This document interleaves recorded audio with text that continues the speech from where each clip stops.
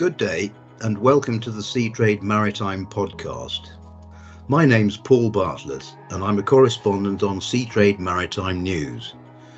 Today we're going to be looking at ship recycling and have an update on the latest developments. You may recall that we spoke about some of the challenges facing owners of end-of-life ships in a regulatory review earlier this year.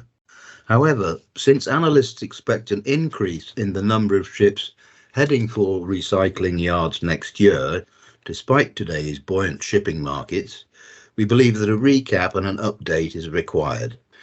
Many experts believe that the IMO's new regulation on carbon intensity are likely to drive an increase in ship recycling volumes because steps to improve old ships' carbon efficiency may not prove financially viable. However, as things stand, ship owners have limited options.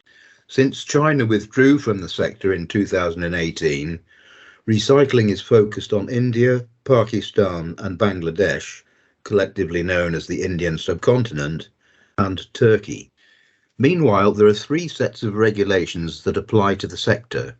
The IMO's Hong Kong Convention, adopted in 2009, still needs one substantial shipping nation active in the demolition sector during the last 10 years to sign the convention so that it can be ratified. China, by the way, would bring the convention into force. Then there's the European Union Ship Recycling Regulation, which has different requirements and a different yard inspection and certification regime. Then, for OECD countries, there's also the United Nations Environment Programme's Basel Convention, which prevents the export of waste from OECD countries to non-OECD states.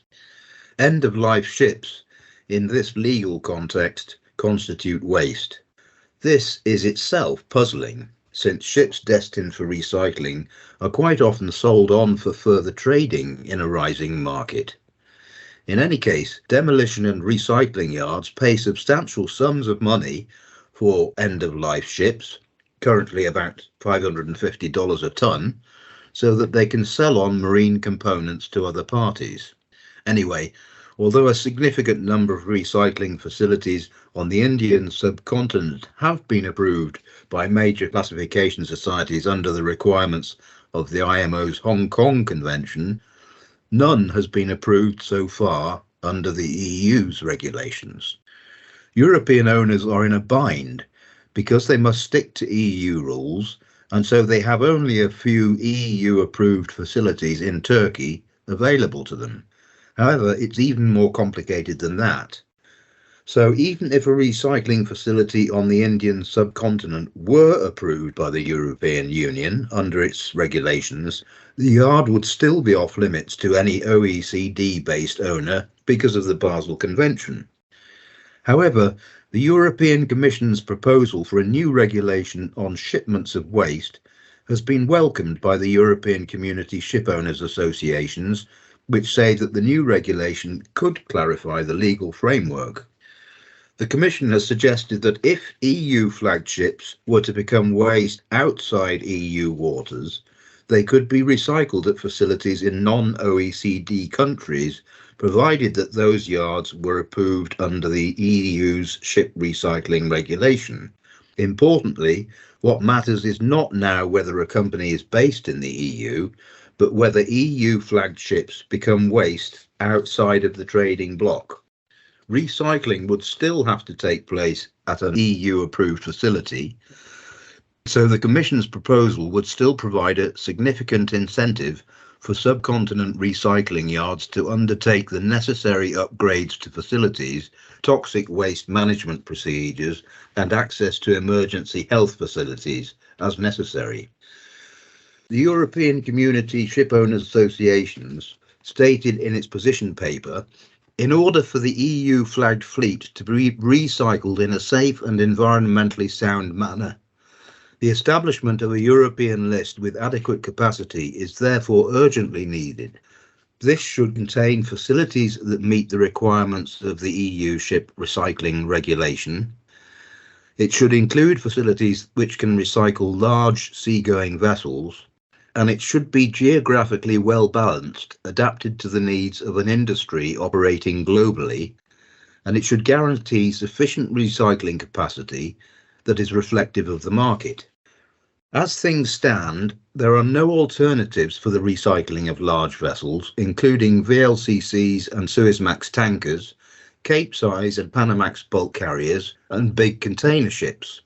Vessels like these have to be dismantled by beaching, a procedure which is safe provided that it is managed properly.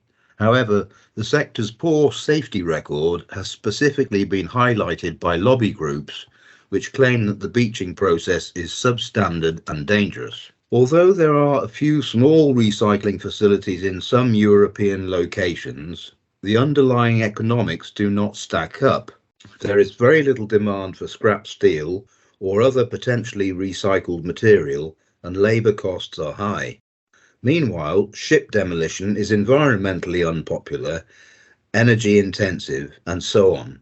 However, a recently revealed initiative in the Netherlands could be the beginning of a fundamental change to the handling of end-of-life ships. An entirely new ship dismantling technology, currently under development, could give owners another option and enable ships to be recycled in Europe, the United States, or the Far East.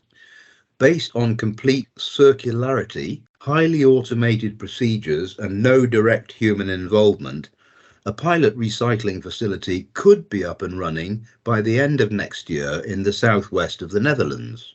Circular Marine Technologies International Frank Geerdink, director and founder of the company, has revealed a pilot project in which the company will first take a 3,000 light displacement ton ship for recycling, followed by a larger 88,000 LDT unit to demonstrate proof of concept.